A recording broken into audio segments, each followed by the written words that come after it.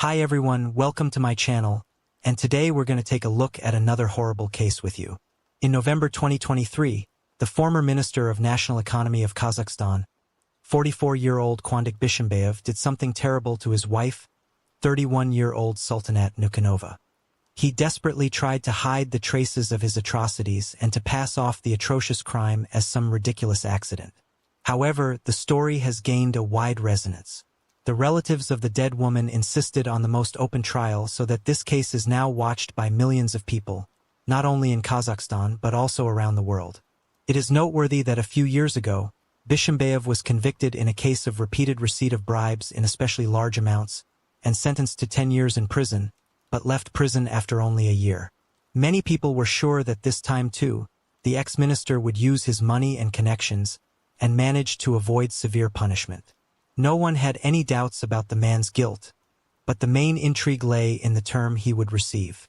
To understand this case in more detail, to understand where it all began, and whether it was possible to avoid tragedy, it is necessary to study not only the complicated history of the relationship of the couple, but also to familiarize ourselves with the biographies of each of them. We will also try to understand the peculiarities of the trial of the criminal and understand why he insisted on a jury trial. What is known about the defendant and his family? Quandik Valikanovich Bishimbayev was born in 1980 on April 11th in the city of Salorda in the Kazakh SSR. He was the eldest of two children in the family of the deputy of the Majlis of the Parliament of the Fifth Convocation, Valikan Bishimbayev, and his wife Almira Nurlibekova. Quandik's mother became an entrepreneur in the 1990s. Before the high-profile arrest of her son, she owned several large companies, but in 2024, she promptly got rid of most of them, reissuing them to relatives so that all the assets still remained with the Bishimbayev family. In 2018, when a corruption case was brought against her son, the woman acted as his public defender. When the prosecution asked for a 12-year prison sentence for the defendant, Almira called such a sentence destruction of the personality of her son. Quandik grew up together with his younger sister named Arujin, who was born in 1984. The man received 3 higher educations. He studied at the Kazakh Academy of Management, then earned a degree from Taraz University, and later became a recipient of the Presidential Scholarship Program at George Washington University in the United States. At the age of 26, he defended his PhD thesis in economic sciences. In 2000, Quandik started his career as a manager in a bank. He briefly interned at the Ministry of Economy and then held senior positions in large companies for several years before returning to the ministry. In 2016, he himself became the head of the Ministry of Economy, becoming one of the youngest high-ranking officials in Kazakhstan. However, just 8 months later, he was dismissed with a great scandal and found himself in prison on the fact of multiple bribes, in especially large amounts. The man was sentenced to 10 years in prison, but was released on parole only a year later. He officially apologized to the then head of state, Nursultan Nazarbayev, and the latter pardoned him. Personal life of Quandik Bishimbayev. Before meeting the future victim, the defendant twice entered into official marriages. His first wife was Agarim Raimbekova, whom he married back in 1999, when he was a student. In 2000, the couple had a common son, who was named Aliskandar Vayekan. But in 2004, this union broke up. In 2006, while serving as an advisor to the Minister of Economy and Budget Planning of the Republic of Kazakhstan, the man married for the second time. This time his chosen one was Nazim Kakerman Babagilova, with whom he lived in marriage for 14 years. 3 children were born in this union. In 2020, the spouses divorced on the initiative of the woman, who was Sultanat Nukanova. Sultanat Amanjaldanovna Nukanova was born in 1992 on May 15th in the city of Pavlodar, located in the northern part of Kazakhstan. She was the youngest of 2 children in the family of businessman Amangal Nukanov and his wife economist Jumagul. The woman's paternal uncle, Kairat Nukanov, built a brilliant career in politics, headed the regional department of entrepreneurship and trade, and he was also the head of the cities of Ekibastuz and Aksu. As a schoolgirl, little Sultanat became seriously interested in astrology.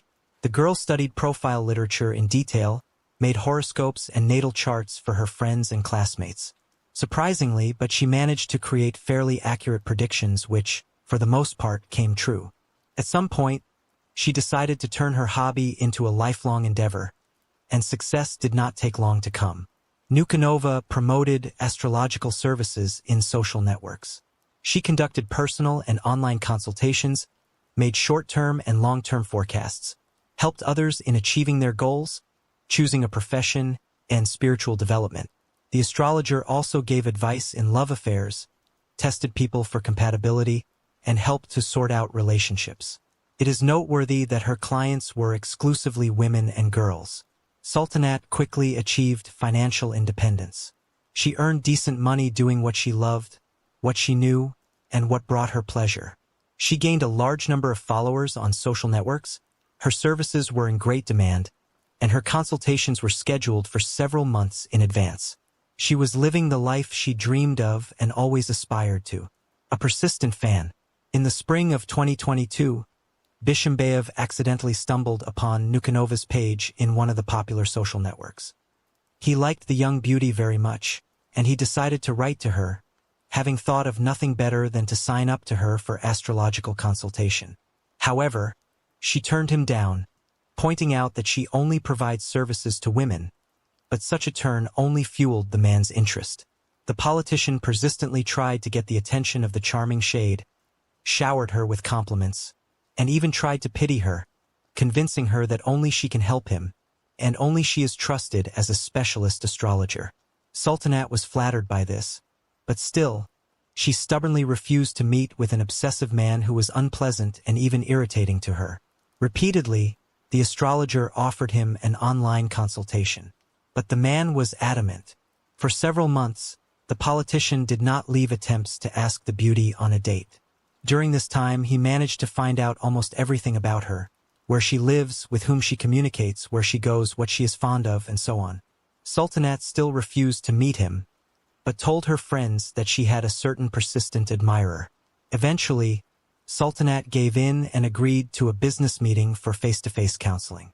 The man made every effort to make a good impression on her, was polite, behaved correctly and courteously, but that first meeting was just the beginning. However, in a frank conversation with her brother, Sultanat claimed that this man was not her type, and they will definitely not work out. At first, the behavior of the ex-minister did not cause much concern to either Sultanat herself or her relatives. She was sure that she could keep her boyfriend at a distance, and relatives and friends knew that this strong and self-sufficient young lady could not be forced to do anything against her will. But in another month, the situation began to change rapidly. Quandic managed to literally find a gap in the armor of the beauty, getting close to her through the oldest member of the family. The man expressed a desire to talk to the grandmother of his chosen one and ask for her blessing, motivated by the fact that if ever Sultanat changes her mind and agrees to become his wife, with her parents he will have time to talk, but the grandmother may no longer be. Without exaggeration, we can say that this gesture touched Sultanat, but she still refused to have a relationship with the politician. Unexpected wedding.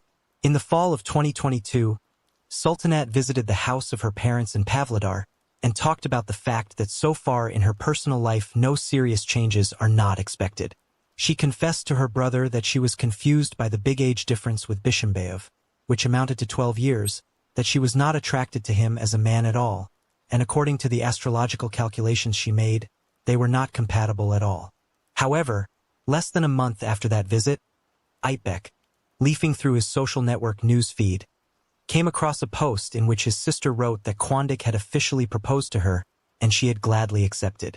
Such news, to put it mildly, shocked the whole family because it was a complete surprise. Friends of the woman were surprised, no less, because recently she also told them that this is not the hero of her novel and nothing serious will not work out. Already in December 2022, just a few months after meeting, the couple played a luxurious wedding, organizing an expensive banquet in one of the most popular establishments in Astana. It is noteworthy that this marriage was not officially registered. The young people limited themselves to a special marriage rite performed in a mosque but did not register their union in the registry office, and therefore they were considered civil spouses. At that time, Sultanat's attitude towards her chosen one changed dramatically. She constantly told her friends about how smart, educated, well-read and erudite he was, how he could easily and casually support a conversation on any topic. She also categorically denied his guilt in that high-profile corruption case for which he was imprisoned, albeit briefly. She claimed that he had been framed and the man was in prison for someone else's crime. From the outside, the couple looked happy. The husband presented his beloved with gifts, and she called him the most golden husband and claimed that she would never regret her decision to link her fate with him. Friends envied and sincerely rejoiced for the woman, believing that she was very lucky, but it did not last long. The first alarming signal.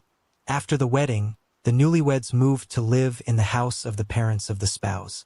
Parents occupied the first floor, and the son and daughter-in-law settled on the second floor. Almira tried to surround her son's chosen one with love and care, often made her gifts, shielded her from routine housework, but she could not protect her from her son. Sultanat periodically came to visit her parents with her husband, but did not invite them to her home, because it irritated Bishimbayev and provoked quarrels. At first, none of her relatives knew about it, but less than a month after the wedding on New Year's Eve, Aytbek came to visit his sister and witnessed a terrible scene. A large festive table was set in the house, but the banquet was to be held in a small family circle. So when Quandik's cousin Quandik and his wife came to them and brought gifts to all family members, Sultanat did not have a return gift, which embarrassed her very much. But she quickly found a way out of the awkward situation, deciding to give the woman a bottle of expensive perfume, which the day before her husband bought her, but she had not yet had time to open it. However, her act did not just displease her spouse, but literally infuriated him. The man began to shout that she had no right to give the thing bought with his money, began to insult and call his wife names. The guests, seeing the heated situation, hurried to leave the house, and the parents, who tried to stand up for their daughter-in-law, were rudely stopped. To top it all off, the former politician in a rage overturned the table with all the treats and drinks on it, finally spoiling the New Year's Eve party. Aytbek was shocked by what he saw and did not know how to react. And the next day, in a telephone conversation, his sister confessed to him that her husband's behavior had changed a lot after the wedding, and she did not know what the reason was. But she hoped that the crisis would pass and everything would get better. Her brother suggested that she return home and break off the relationship, to which Sultanat replied with a categorical refusal, sophisticated domestic tyrant. 2.5 months after the incident, Sultanat Nukanova unexpectedly sent her brother some selfies.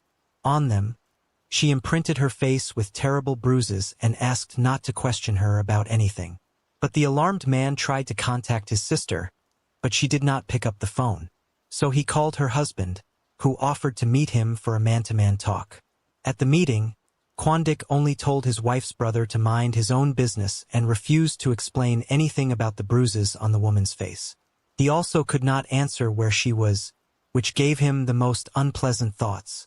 Fortunately, however, Sultanah was found in her parents' country apartment, to which she had the keys. Soon, Sultanah, despite the entreaties of loved ones, returned to her husband, arguing that she loved him and would do anything to save the marriage. For some time, the spouse behaved impeccably, gave her beloved gifts, and promised that he would change for her sake. They even went on a trip together to a popular Maldivian resort and looked very happy. However, later the photos from that vacation were admitted into evidence in court because there are clearly visible bruises on the woman's body and fingerprints on her wrists, as if she was roughly grabbed by hands. According to Aytbek, neither to him nor to his parents, his sister has not complained about problems in the marriage since then, although her behavior and changes in appearance spoke for themselves. She lost a lot of weight, withdrew into herself, and began to wear more revealing outfits that apparently helped to hide the bruises and abrasions on her body. Moreover, the once successful astrologer and popular blogger stopped holding appointments and even giving online consultations. In social networks, she published only joint photos with her husband, telling how lucky she was and how much they love each other. As it later turned out, the husband simply forbade his wife to do what she loved, thus depriving her of a source of income, so that she was completely dependent on him. He also took control of all her movements and contacts. She could not meet with her friends without his permission, could not have lunch in a cafe without him, even calls and messages on her phone were checked. Sultanah appeared everywhere only with Quandik, who behaved in public as a loving and caring husband. Most of her friends had no idea about the horrors going on at home, and even envied such a family idol. From the outside, the union really looked flawless. Once a young woman in a frank conversation confessed to a close friend that she was subjected to total control from her husband, that he forbade her to work, and even to communicate with her parents without his knowledge, and also unjustifiably jealous, accused of cheating and constantly beat her. Upon hearing this, her friend was horrified and advised Nukanova to leave the tyrant immediately. But she only started screaming in response and said that she did not ask for advice on what to do, but only wanted to talk. It should also be added that the couple, trying to save their marriage, turned for help to a family psychologist who was supposed to help them in this. However, the husband rejected all the options chosen by the wife and insisted on his specialist, who at the sessions convinced Sultanat that only she was to blame for everything. In one of the last conversations with her brother, she told about her suspicions that the psychologist was hired by her husband specifically to once again humiliate and demoralize her.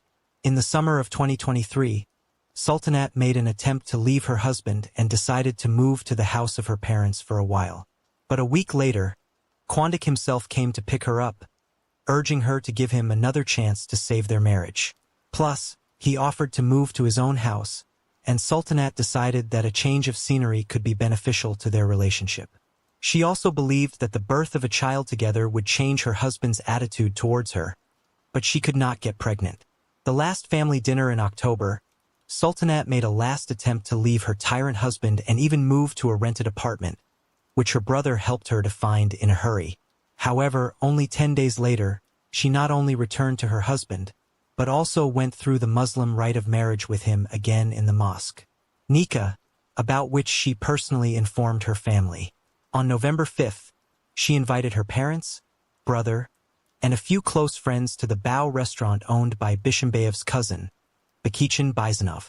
The family was celebrating the reunion of the couple, and the husband behaved very gallantly and courteously towards the chosen one, showed care, did not take his eyes off her in love, promised to protect her and carry her in his arms. That evening everyone believed in the sincerity of his feelings and words, but the tragedy was only days away. Terrible news. On November 9th of the same year, Sultanat's brother came home from work and was minding his own business when suddenly there was a phone call and his relative asked in a frightened voice whether what was being written on social networks was true. The man didn't understand what it was about and asked her to clarify what had happened. Then the woman sent him a link to a news item that said the former Minister of Economy had killed his young wife. Aitbek was discouraged by this news, but did not believe in the truthfulness of what was written. The day before he had talked to his sister, and she once again said that she was going to leave her husband. Sultanah asked her brother if she could come to him for a sleepover, and he replied that she could do so at any time, indicating where the spare keys to the front door were. But neither that evening nor the next day did Sultanah come home, and her phone had been silent ever since. The man rushed to his sister's house, but there was no one there. Her husband was also not answering his phone, and the situation was quickly escalating. The decision was made instantly to go to the family restaurant from where Sultanat had last contacted and look for answers there. While his brother was on the road, he received a call from his frightened parents who had also read the news and tried to find out what had really happened. But his son could not answer them and only promised to look into it. There were many policemen in the restaurant who, having learned that Sultanat's relative had arrived, first of all began to express their condolences to him, noting that his sister could not be helped and died before the medics arrived. Aitbek could not believe his ears. It seemed to him that all this was some monstrous mistake. But the terrible news was true, the testimony of the detainees. By the time the dead woman's brother arrived, Quandik had already been arrested and sent to the station as the main suspect. He categorically denied his guilt, wrote off what had happened as a horrible accident, and claimed that he was trying to help his wife. His brother and restaurant owner Bekichin Byzanov was also taken into custody on suspicion of complicity. At the first stages, the suspect's lawyer insisted on the complete innocence of his client, noting that there was no evidence of his guilt. But, as it soon turned out, the evidence was promptly tried to destroy the ex-minister and his brother by deleting the recordings from the video cameras inside and outside the restaurant. but specialists managed to restore the video materials, and what was filmed there literally shocked everyone without exception. The investigation of this difficult case lasted almost 4 months, and all this time the main suspect insisted on his innocence, and he also behaved as if he was initially confident in impunity. At the same time, he was incriminated with the article "Murder with Particular Cruelty." It should be noted that forensic experts who examined the body of the deceased noted that for the first time they encountered such extensive and severe injuries. Some of them the woman received about 6-8 hours before her death. Therefore, she was beaten long and severely, leaving literally no living space on her face and body. But the suspect's lawyers tried in every possible way to minimize his guilt.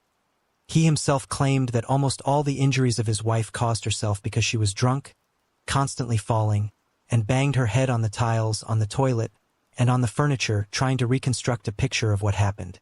So it was found out that on that fateful evening, November 8, 2023, the spouses, together with friends, went to the concert of singer Dima Bilan. There they strongly quarreled, but about the cause and nature of the quarrel friends could not say anything intelligible. The music was playing loudly in the hall, and they did not immediately realize that the couple was scandalizing, believing that they were just discussing something. But then the spouses suddenly left the hall and left without saying anything to anyone. The couple went to the restaurant, Bao, where they continued to quarrel, having closed themselves in one of the VIP cabins. The camera footage shows that the man took a few bottles of alcohol from the bar and retired to a booth with his wife. There, in the process of drinking wine and clarifying relations, the woman said that this could not go on, and she intended to leave her husband. Bishimbayev was enraged by this. He began to shout and threaten and slapped Sultanat. After that, she called her brother and said that she would come to his house for the night because she had finally decided to leave her husband. Around midnight, the young woman went outside intending to go to her brother's house, but her husband caught up with her there and continued the scandal. The surveillance footage shows that they argued for about 15 minutes, but then the man managed to convince the spouse to go back into the building. For a few minutes, the couple still continued to quarrel in the vestibule, and then they again secluded themselves in a stall. Unfortunately, there were no cameras there, so we can only guess what was going on inside. The recordings from the camera located in the hallway show how Sultanat tried her best to get away from her husband, behaving calmly and keeping her distance, while he constantly tried to get closer to her, grabbed her hands, head, shook her and pressed her against the wall.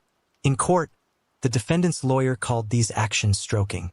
Sultanat, unable to escape, tried to hide from the tyrant and locked herself in the toilet. However, this did not stop the husband, and he began to literally kick the door, trying to get inside, as evidenced by the corresponding injuries. He forced the wife to open the door and immediately struck her several times in the face.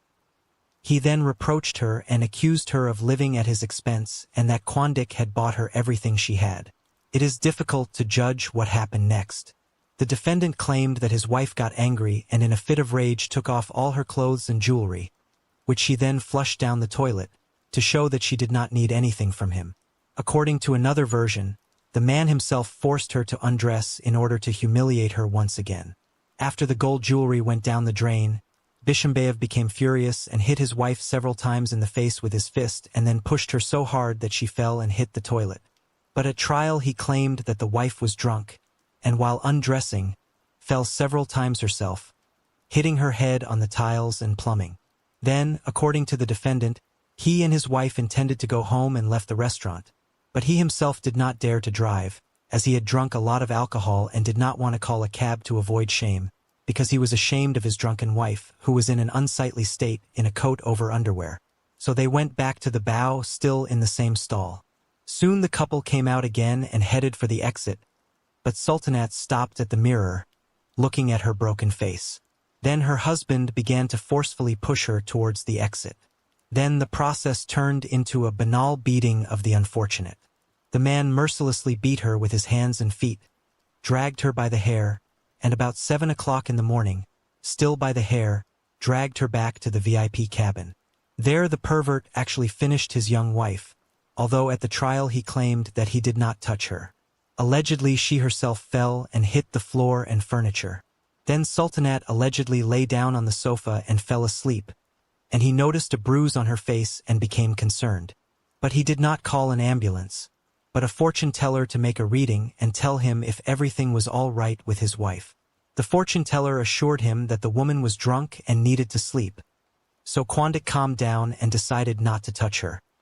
He claimed to have heard snoring, which he later found out was a death rattle. Toward noon, realizing that his wife was no longer breathing, the man called his brother Bakichin Baihanov and asked him to come urgently. Together they disbanded the staff and closed the establishment to visitors, after which they began to delete the footage from all the CCTV cameras.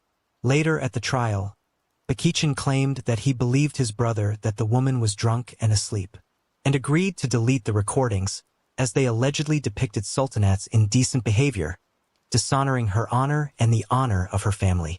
Bajanov called an ambulance only towards evening, when the woman's body was already cold and rigor mortis had begun. According to him, he tried to perform resuscitative actions, but they were useless. Sultanat had long since died. Law enforcers who arrived on the scene arrested both brothers. The opinion of Bishimbayev's former wife. While the investigation was going on, the former wife of the defendant and mother of his 3 children, Nazim Kakarman Babagilova, was also under scrutiny. Several years ago, when the ex-minister was arrested in a corruption case, she spoke in his defense, but almost immediately after he was released, she filed for divorce. The reason given was the standard irreconcilable differences, and she herself claimed to have outgrown that marriage. However, after the high-profile accusation of her ex-husband in the brutal murder of his new girlfriend, Nazim gave a frank interview in which she admitted that the man is really capable of such a crime. The woman said that they had been married for 14 years, but in 2011, after the birth of their second child, he became aggressive, selfish, and narcissistic, believing that the whole world should revolve around him, and his opinion is paramount. In addition, the man was constantly cheating on his wife without hiding it. But it was only after Bishimbayev's arrest in 2017, when access to personal data in the former minister's phone was obtained, that his wife realized the extent of the cheating. According to her, her husband had several mistresses, and they were constantly changing. And after Quandic was released by the Pardon Commission, he became even more violent and aggressive. A month later, a quarrel broke out between the couple over some trifle, but the man instantly flew into a rage and threw a toilet lid at Nazim, which he ripped out with his bare hands. The woman managed to dodge, but it was at that moment that she realized that the marriage was over. In her opinion, Quandic held back his demons for so long because he realized that she would not tolerate it, but he allowed himself to humiliate and insult his mistresses who could not resist him.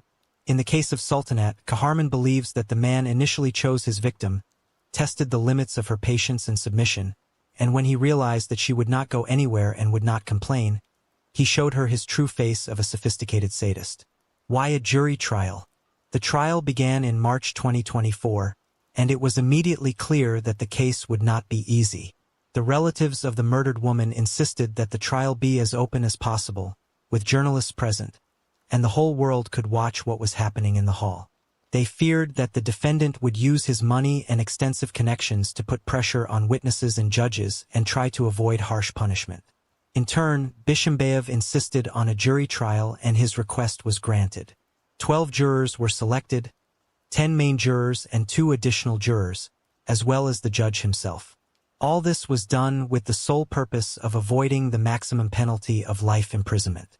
Previously, the ex-minister had already been convicted of a serious offense, but was released on parole, and a new particularly serious crime would have guaranteed him a life sentence. However, in the case of a jury trial, the criminal will only receive the capital punishment if all the jurors, plus the judge himself, vote in favor. The likelihood of that outcome is extremely slim, so the defendant clung to that possibility. Trial sessions. The defendant has repeatedly stated that he does not recognize himself guilty of premeditated murder with particular cruelty, insisting that everything happened accidentally due to a tragic confluence of many factors. According to the man, the spouse herself provoked him, insulted, shouted, and threw herself into the fight. But numerous recordings from video surveillance cameras, which experts fortunately managed to recover, spoke to the contrary.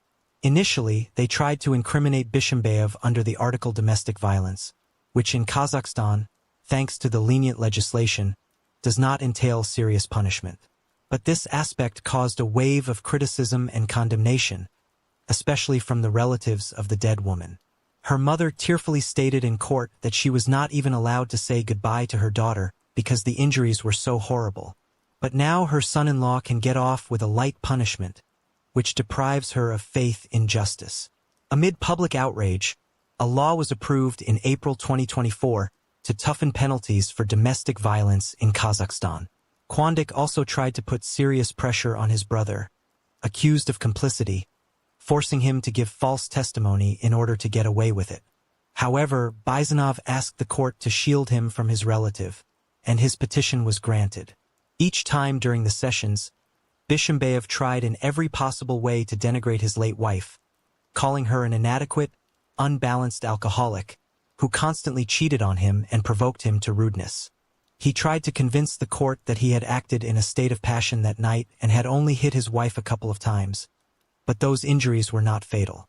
All the other injuries were allegedly self-inflicted by her, constantly falling down under the influence of alcohol, and the livid marks on the woman's neck he wrote off to resuscitation measures and attempts to bring her to her senses, claiming that this was how he helped her. According to the second defendant in the case, the relative did not allow him to call medics to the dying woman and was only concerned about deleting the footage from all the cameras as quickly as possible. Quandic then ordered him to take his wife's cell phone to their home to simulate her movement around the city and to make it appear that she had returned to the apartment, because he knew that his brother was tracking her geolocation. During the 9th hearing, the defendant and his lawyer requested the recusal of the judge, Ijan Kulbeva, accusing her of lack of impartiality. However, the recusal was denied, and the judge continued to conduct the trial until the verdict. What was the verdict? Just recently, on May 13, 2024, Quandic Bishembayev was found guilty of inflicting grievous bodily harm, torture, and murder of his common-law wife. He was sentenced to 20 years under the article murder, as well as 7 years for battery and torture. By partially adding up the terms, the man received 24 years in prison. A relative of the ex-minister, Bakichin Bajanov, was sentenced to 4 years in prison for harboring. The court took into account the fact that earlier Byzanov had no problems with the law, sincerely repented and cooperated with the investigation in every possible way. Family members of the deceased sultanate were dissatisfied with the court's decision. Her father, Amengel Dynukhanov, previously said that he hoped for a life sentence for his former son-in-law and any other decision of the court would be unfair. At the same time, the brother of the murdered, Aitbek, noted that 24 years in prison for 44-year-old Bishembayev is practically a life sentence.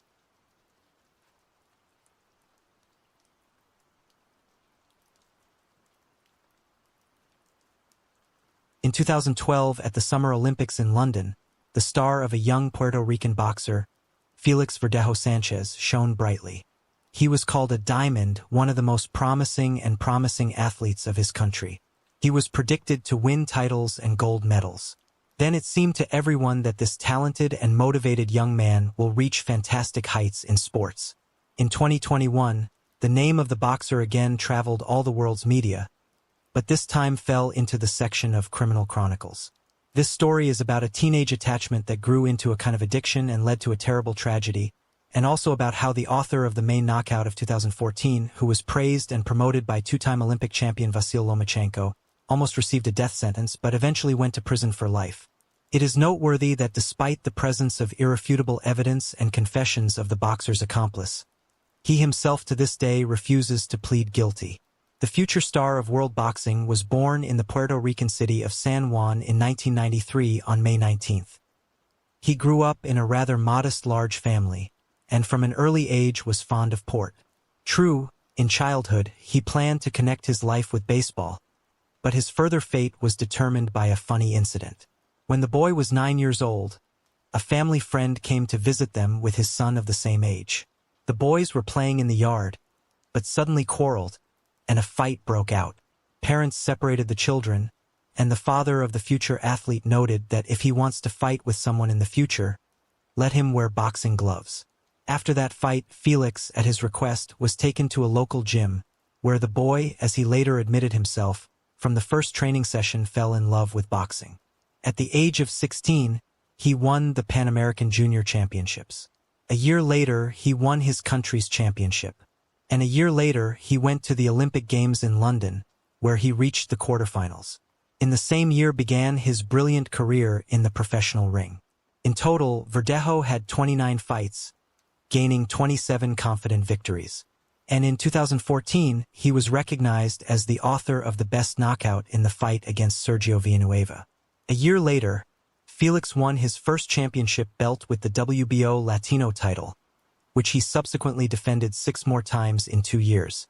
Everyone who saw him in the fight had no doubt this young man will write his name in the history of world boxing. And now let's get to know Kishla Rodriguez. The girl was born in November 1993 in San Juan. The full name given to her at birth is Kishla Marlene Rodriguez Ortiz. Her parents, Jose and Kayla Rodriguez, had another common daughter, Beralize Nicole, and also the couple raised Kayla's son, Jonathan, from a previous marriage of a woman. Kishla grew up an open and sociable girl.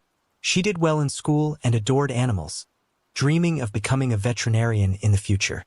Her best friend was her sister Beralize, to whom she confided all her secrets and worries. Kishla studied in the same school with Felix Verdejo, who was her age. Young people were acquainted since childhood, and in adolescence between them began a romantic relationship. In 2011, Rodriguez's parents divorced and separated. Kayla moved to relatives in Florida, and her daughters, who were by then already adults, decided to stay in San Juan. Despite the fact that each of the sisters had long since lived their own lives, they continued to stay in close contact and told each other about everything that was happening to them. At the age of 18, a promising boxer, who has already managed to take part in the Olympic Games, had an affair with a young schoolgirl and aspiring model, Elisa Maria Santiago Sierra.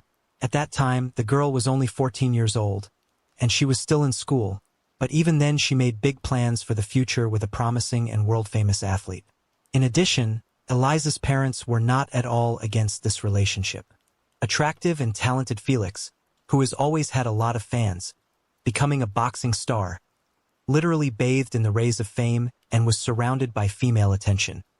He did not miss the opportunity to spin a novel or a passing affair on the side, and also, despite the serious relationship with Eliza, continued to meet with his school friend Kishla.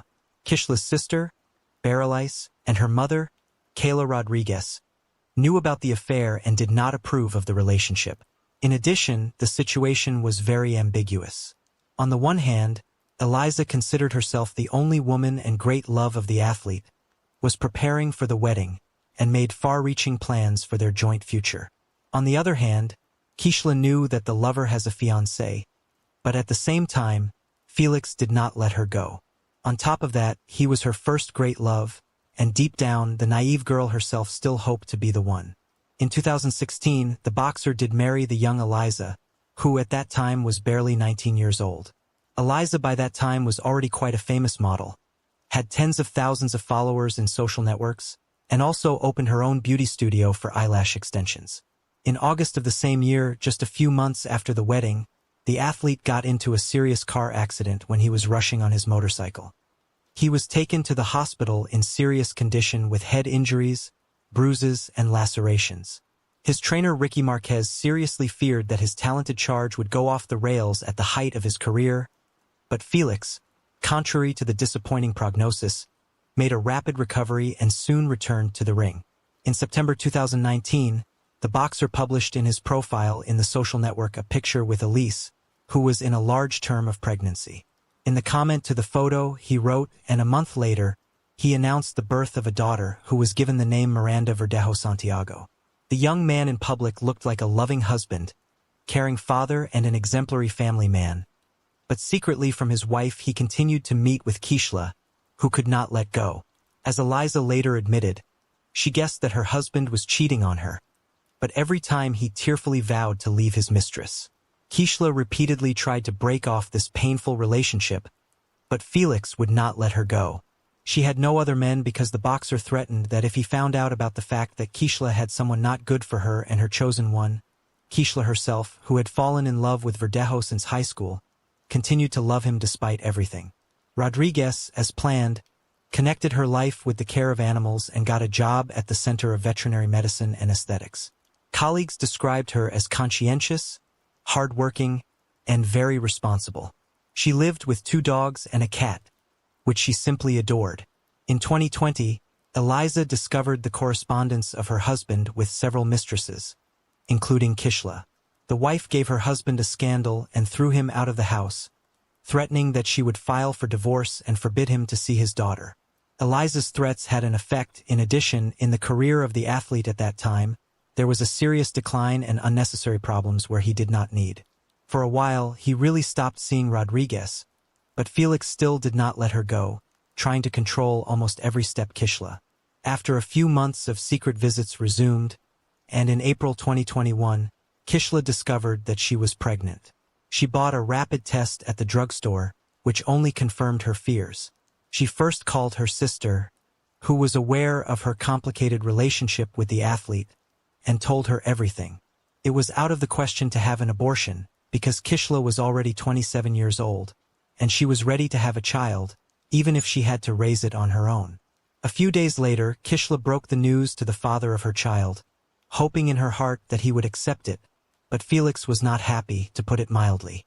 He got angry and told his mistress that she should go to the doctor, and if the pregnancy is confirmed, it will be necessary to have an abortion.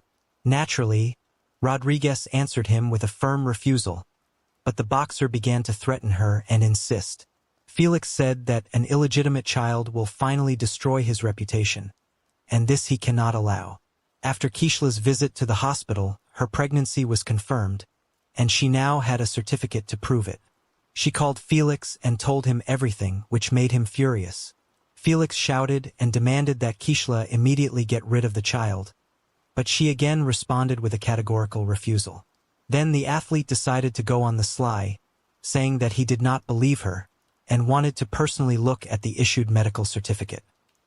He appointed Kishla a meeting in the evening in a crowded place, which did not surprise her, because they always tried not to draw attention to themselves and do not get in front of anyone. A few days before the meeting, the boxer stopped by his old friend Luis Antonio Cadiz, who worked in a local machine shop and also had ties with the criminal world, selling illegal drugs. Felix briefly outlined the situation and asked him to help him get rid of his pregnant mistress. Luis had previously been in the field of vision of the police, and the prospect of being scared him, but the athlete was persistent, assured that everything would go smoothly and the police will never come out on them. Besides, Felix promised him an impressive cash reward, and Luis agreed. With the support of an accomplice, Felix called Kishla and told her that he wanted to meet her on the evening of April 29th to confirm her pregnancy and decide what to do next. Immediately after talking to her lover, Kishla called her sister back and told her everything. She still had hope that Felix would accept her child and would not insist on an abortion. But Berylus, all this situation is quite alarmed. She knew that the boyfriend had threatened her sister, and she was worried that he wouldn't do anything to her. Berylus called her mother and shared her concerns, but even together they could not dissuade Kishla from that fateful meeting. At the appointed time, Rodriguez, taking a doctor's note, arrived at the meeting in her own Kia Forte automobile. Verdejo drove there in his pickup truck, in the back of which Luis was hiding. Kishla immediately got into the athlete's car and showed him the results of the tests. He once again talked about terminating the pregnancy, but Kishla, crying, again responded with a refusal. Against this background, the couple began to quarrel violently, turning to shouting. Then Felix suddenly hit Kishla in the head with his fist, from which she immediately lost consciousness. Until Kishla regained consciousness, Felix took a syringe with a large dose of illegal substances hidden in the glove compartment of the car, which Luis had obtained at his request, and injected Kishla. Then, together with his accomplice, they carried her to the back of the car, where there were already prepared pieces of wire and a concrete block. The men tied Rodriguez up, attached the load, and then covered her with a tarp so that no one would accidentally see anything. Felix then returned to the pickup truck while his accomplice got behind the wheel of Kishla's vehicle. Together, they drove to the bridge over the San Jose Lagoon.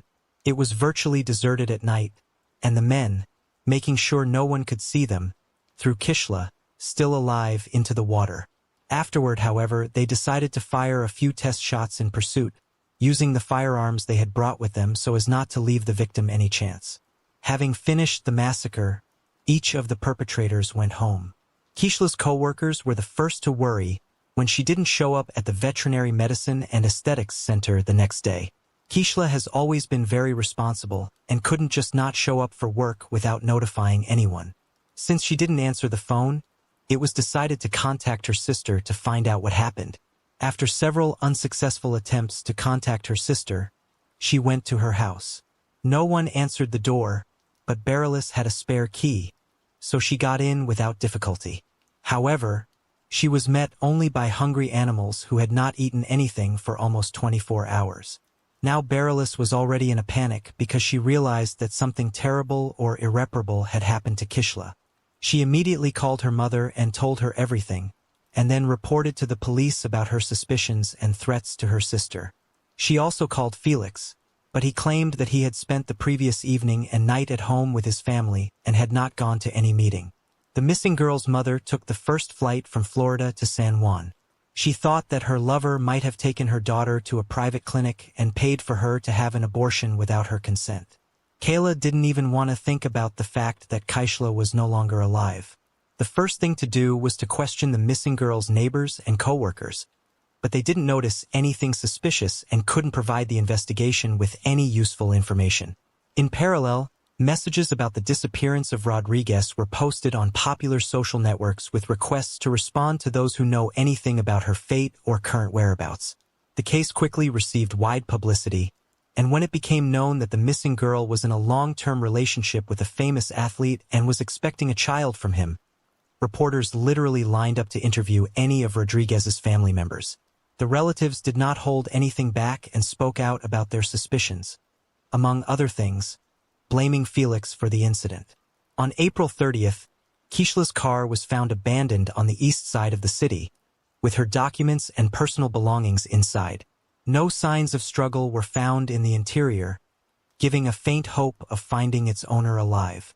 On May 1st, a passerby strolling on the bridge over the lagoon saw a strange shape resembling a human body in the shallow water. He reported his discovery to the police, who soon recovered from the water the body of a young woman, presumably the same one the whole city had been looking for several days. Members of the Rodriguez family, who arrived to identify the body, hoped to the last that it was not Kishla, but their hopes were not realized. The body had been in the water for several days and changed a lot, but the girl was immediately identified by a remarkable tattoo on her arm.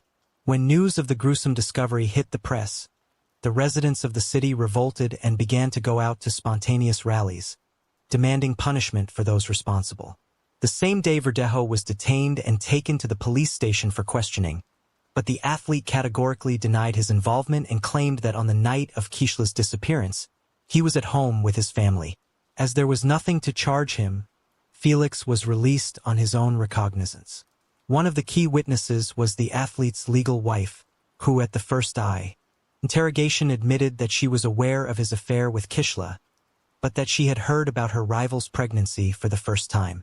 On top of that, she did not confirm her husband's alibi, saying that he was not at home on the night of the murder. The first thing investigators did was check traffic surveillance footage on the way to the bridge from which Kishla was thrown. That's how they found Felix's pickup truck and the victim's car traveling behind each other. But the Kia Forte was clearly not driven by its owner. On the same day, the boxer's car was seized for examination, and in its body they found some hair of the deceased. Luis was the first to surrender to the police, promising to tell the whole truth in exchange for a reduced sentence. Felix was also taken into custody, but he refused to cooperate with the investigation, did not answer questions, and continued to deny his guilt, despite the presence of irrefutable evidence. A firearm was seized from Felix, which he used to shoot the victim from the bridge and for which he had an official permit. Also, a cell phone check confirmed the fact that Felix, Luis, and Kishla were in the same location on that fateful night. Kishla's final farewell was on May 8th, and the funeral ceremony was all over the national news. It was a kind of action calling for the perpetrators of the tragedy to be punished to the full extent of the law, as well as an action to draw public attention to the problem of gender violence. The coffin with Rodriguez's body was brought to the cemetery not in a traditional hearse, but in a white carriage over which white flower petals were thrown from the air. Many famous Puerto Rican natives, including show business stars, athletes, politicians, and public figures, have spoken out about the high-profile incident. Verdejo was charged with carjacking, kidnapping, premeditated murder, and the murder of an unborn child. All of these crimes together carried the death penalty, but the relatives of the deceased from the very beginning asked the court to elect a sentence of life imprisonment for the killer, so that he would suffer in captivity for the rest of his life. The hearing was repeatedly postponed due to the worldwide coronavirus pandemic, but in the spring of 2021, the trial was held in virtual mode. The court found that the crime was committed by a group of persons by prior conspiracy and with particular cruelty against a pregnant woman. It was possible to reconstruct the chain of events of that night and the details of the crime, mainly thanks to the testimony of Luis, who did not deny his guilt. He admitted that it was he who, at the request of a friend, got the drug for injection and also brought a wire and a concrete block to get rid of the body. But Felix continued to insist on his non-involvement in the case, although his words could not seriously affect the situation. By the way, the wife of the boxer who acted in court as a witness almost immediately after the arrest of her husband filed for divorce and tried to abstract from what was happening, focusing on the development of his business and raising a young daughter. According to some reports, not so long ago, Elisa Santiago remarried. Elisa herself admitted in an interview that she repeatedly received anonymous calls and messages with death threats, as well as death wishes to her and even Miranda. Many considered it was the spouse of the athlete as the organizer of the crime, but no evidence was found. In the summer of 2023, it became known that the jury, having familiarized itself with all the evidence and heard the testimony of all the witnesses, was finally ready to announce the final verdict. Felix Verdejo and his accomplice Luis Cadiz were found guilty on each of the charges against them, but despite this, the killers have not yet been sentenced. The next court hearing is scheduled for mid-November 2023. Most likely, both men involved in the deaths of Keishla Rodriguez and her unborn child will likely go to prison for life, with no right to ever leave prison. Terima kasih.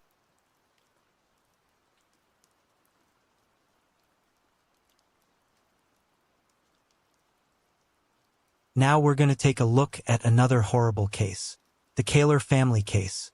Can this crime be justified by a nervous disorder? In 1995, Kansas passed a law stating that an offender who committed a premeditated crime could not blame his actions on a mental disorder that made him unable to distinguish right from wrong. This law was passed because almost every criminal, when brought to trial, tried to avoid punishment by claiming that he was not in control of his actions or did not realize the consequences because of a mental disorder. The head of the once happy and large Kaler family tried to use insanity as a defense to avoid responsibility for the atrocities he committed. However, he was found sane. Psychologists believe that his actions were motivated by jealousy, rage, and a desire for revenge against the ex-wife, who left him and the daughters who supported their mother. Unfortunately, such crimes motivated by jealousy and a pathological desire for revenge are a common worldwide phenomenon. According to statistics, these motives account for 1 in 8 crimes committed. Excessive suspicion, insecurity, and obsessive need to control a partner can turn a person into a real beast who does not spare even his own children. The story of the Kaler family. James Craig Kohler was born in 1963 in Weatherford, Texas. His future wife, Karen Kohler, was born in the same city in 1965. They met in the early 1980s as students at a Texas university. Craig was graduating in engineering, and Karen was a freshman in the humanities department. They quickly found common ground and soon began a romantic relationship. They were young, in love, and seemed like the perfect couple. Craig was a top student known for his determination and talent in engineering. In the late 1980s, after graduation, they had a modest wedding attended only by close friends and family. Their first child, Emily, was born in 1991, followed by Lauren in 1993. They lived in a cozy house in Weatherford and were quite well off by local standards. In 1999, when Karen was pregnant with her third child, Craig received a lucrative job offer at a large utility company in Weatherford. His promotion coincided with the birth of their son, Sean, whom he adored. With a higher income, Craig bought a spacious house in the city's most prestigious neighborhood and a reliable family car. Karen stayed at home and Craig became the primary breadwinner. Outwardly, the family seemed perfect. The daughters, Emily and Lauren, were talented in sports and music, often participating in vocal competitions and local events. Emily excelled in school and went to a prestigious pharmacy college, while Lauren, an excellent student, dreamed of attending a conservatory to pursue a career in music. Sean was an outgoing, kind, and inquisitive boy, interested in numismatics and aspiring to become an archaeologist. He was very close to his parents and sisters. Craig provided for his family. Karen made the home comfortable, raised the children, and baked tasty treats. They were active in the community, striving to improve their neighborhood.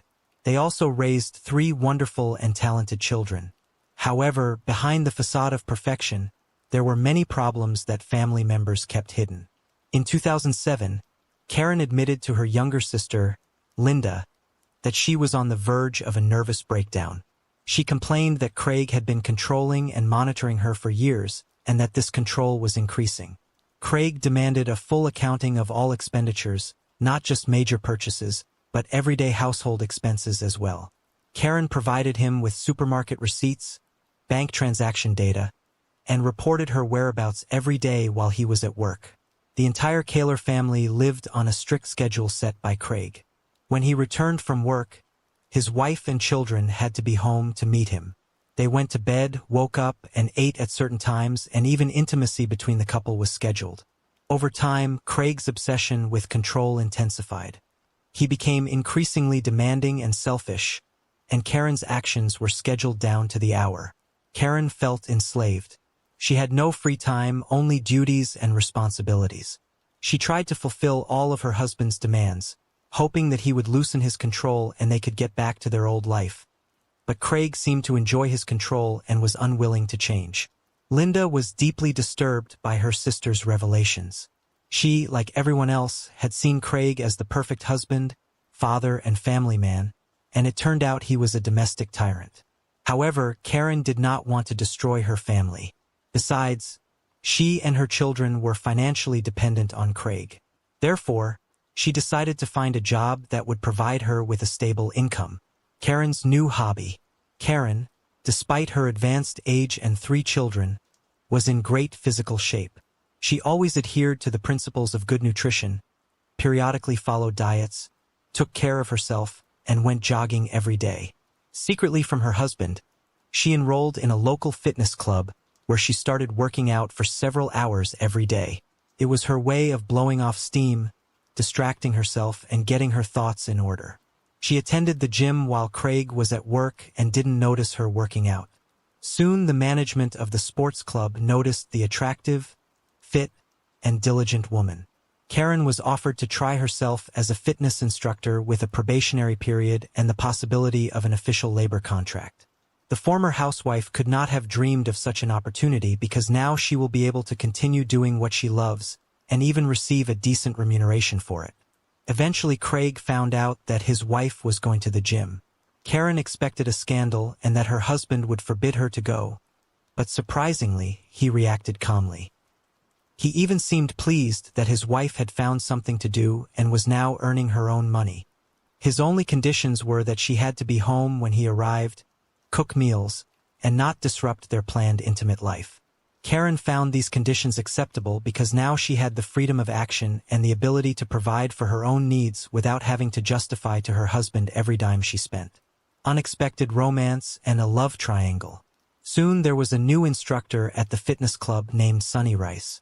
Karen and Sunny quickly hit it off and became friends. For Karen, who had been a stay-at-home mom for many years and was unable to socialize with people outside the family, Sunny became a trusted confidant.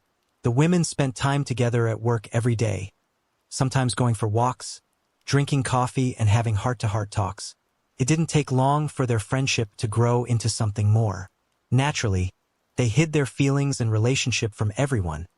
But in time, Karen decided that she had to confess everything to her husband. She spent months preparing for this conversation, trying to find the right words, not knowing how to start and what the consequences might be.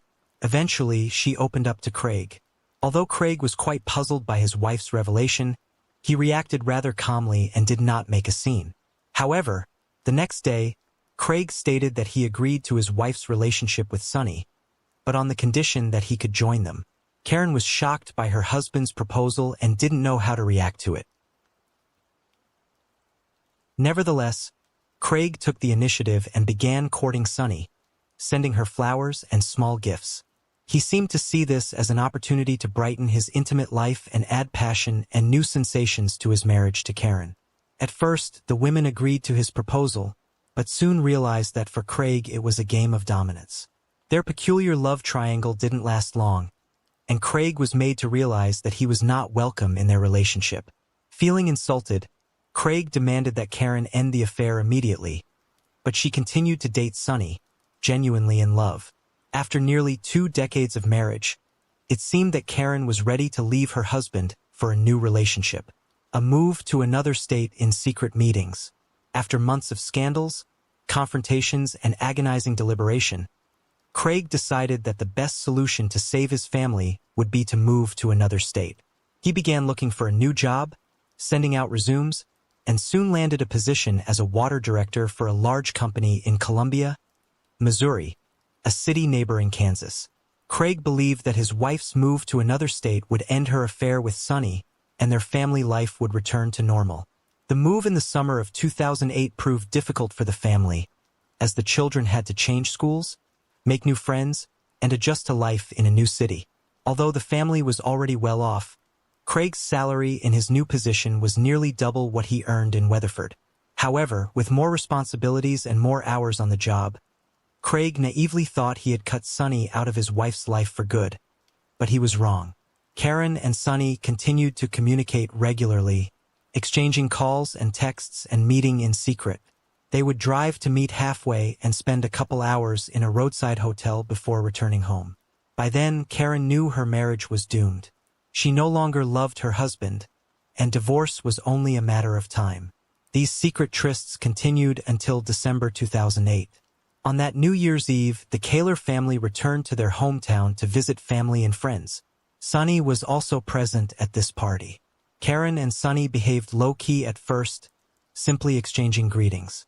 However, as the party progressed and under the influence of alcohol, they seemed to forget about social norms. The lovers were inseparable, holding hands, exchanging longing glances, and some guests even caught them kissing. Craig wasn't just angry, he was furious. Karen had insulted and humiliated him in front of dozens of former roommates, friends, and co-workers, making her affair public. Craig made a scene at the party, verbally attacking his wife and Sunny. An enraged Craig forcibly dragged Karen away from the party. On the way home, he lost control of himself. He grabbed her by the shoulders and shook her with such force that her dress ripped. He then slapped her, causing her to stumble and fall, hitting her head hard. Divorce and painful harassment. After returning home, the conflict did not subside, and a few days later, Karen told Craig that she was leaving him. She initiated divorce proceedings and demanded custody of the children. At first, Craig tried to apologize, begging to keep the family for the sake of the children and offering to give their marriage another chance. However, Karen was adamant and obtained a divorce. Craig then began calling their mutual friends and relatives, asking them to talk to Karen and convince her not to break up the family and stay with him. Despite his best efforts, she firmly told him that she was leaving for Sunny and was never truly happy in their marriage. In the early spring of 2009, while they were still living under the same roof, another argument broke out, and Craig resorted to physical violence for the first time since that New Year's Eve party. Karen reported him to the police and he was arrested. However, at the station, he claimed that his wife was hysterical and he only held her tightly to calm her down, which caused the bruises on her arms. After this incident, Karen, without waiting for an official divorce, took the children and moved out. For Craig, it was a serious blow, but even more he was angry when he learned that his daughters sided with their mother, saying that for the first time in a long time saw her happy. He saw this as a betrayal and refused to communicate with Emily and Lauren, only calling Sean and taking him with him on weekends, while blatantly ignoring his daughters. Meanwhile, despite the ongoing divorce proceedings, Craig still hoped that his wife would change her mind and come back to him. He was jealous, tried to control her, and followed her everywhere. He watched her house, followed her around town in a rental car trying to remain undetected, and even tried to set up a hidden camera in her house when no one was there. Naturally, all of this took time and effort, so Craig had to sacrifice work. First he took a vacation, then he claimed that he was sick, and in the end he just started skipping work without explanation. This reckless behavior led to his termination. After losing his job and source of income, Craig was forced to move into his parents' house because he couldn't afford his own. Now, with plenty of free time, he was able to stalk his ex-wife all day long, leading her to take his ex-husband to court to stop him from approaching her. Horrible Thanksgiving. In November 2009, just before Thanksgiving, Karen took her children to visit her 89-year-old grandmother, Dorothy White, in the small town of Burlingame, Kansas, to spend the vacations. On the evening of November 29th, the Burlingame Police Department received an alarm call about a suspicious van and the sound of gunshots. Dorothy's neighbors reported seeing a small truck pull up to the elderly woman's home, a man get out of it and enter the house. They then allegedly heard screams and gunshots, but are not sure. The man then left the house, got back into the truck, and drove away quickly. Neighbors did not attempt to apprehend him, fearing he was armed.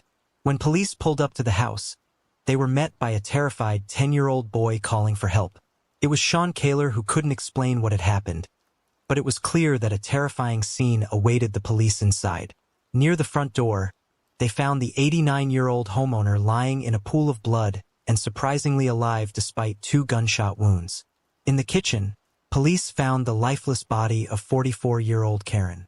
She had been shot in the chest and then killed by a close-range gunshot to the head. Her ex-husband had left her with no chance of survival.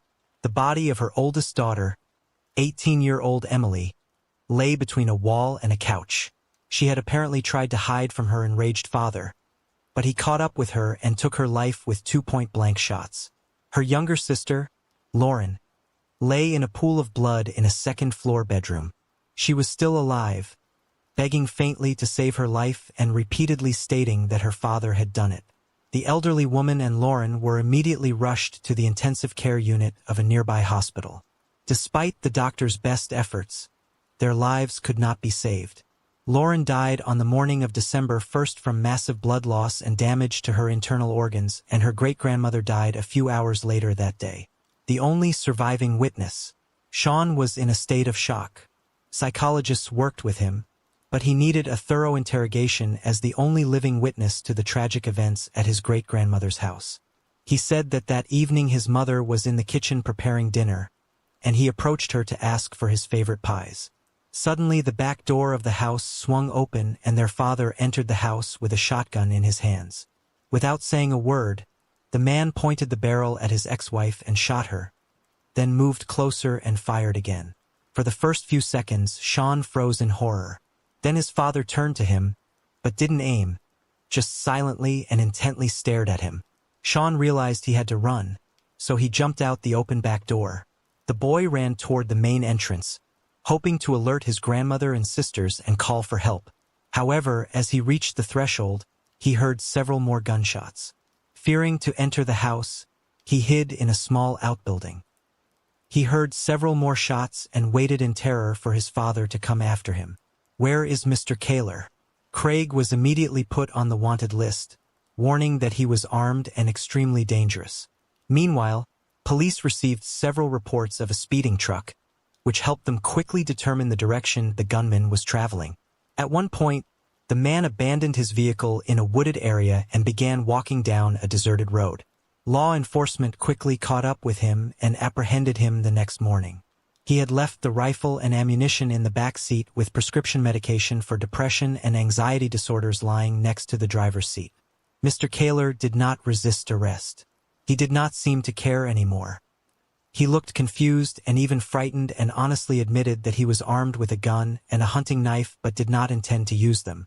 He also admitted that he had done something terrible that he believed the police already knew about. At first, when he was taken to the police station, Craig fully admitted his guilt and poured his heart out to the investigating officer. He told how his wife had cheated on him with Sonny, how they had humiliated him in front of his friends at a New Year's Eve party, how his attempts to save his marriage had cost him his job, and what was left of his self-respect. The man cried, said he did not know how he had decided to take such a step, and complained that everyone, including his daughters, had betrayed him. Trial and fair sentence. Craig's trial began in December 2010. The defendant, who was advised by his lawyer Thomas Heaney, recanted his initial confession, blaming his actions on mental illness and insanity. It was his only option to avoid the death penalty for the murder of 4 people. Heaney tried to convince the court that his client was in a difficult psycho-emotional state after his wife left him for a lover. His children sided with their mother. He lost his job and was forced to move back into his parents' home. All of these factors contributed to the breakdown, the lawyer said, and Mr. Kaler committed the crime while insane, not realizing what he was doing. Prior to 1995, there was indeed a law that allowed criminals to get leniency by pleading insanity. However, in Kansas, where the crime was committed and the trial took place, that law was repealed. Furthermore, the prosecution found no evidence of insanity or affective state in Craig's actions, only cold calculation. He purchased guns and ammunition in advance, went to Dorothy White's house, knowing that his entire family was there. He shot each victim twice, leaving no chance of survival. However, he deliberately spared his son, Sean, allowing him to escape.